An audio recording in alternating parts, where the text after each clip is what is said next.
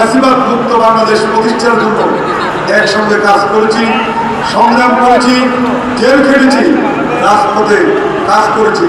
আগামী দিনে আমাদের প্রিয় নেতা তারেক রহমানের নেতৃত্বে আমরা একটি সুন্দর বাংলাদেশ প্রতিষ্ঠার জন্য আমরা কাজ করব।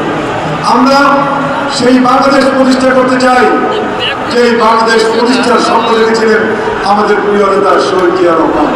আমরা সেই বাংলাদেশ প্রতিষ্ঠা করতে চাই যে বাংলাদেশ প্রতিষ্ঠার স্বপ্ন দেখেছিলেন আমাদের সকলের প্রিয় নেত্রী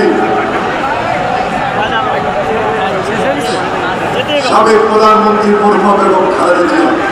আজকে আমাদের সকলকে ঐক্যবদ্ধভাবে কাজ করতে হবে, ঐক্যবদ্ধভাবে কাজ করতে হবে।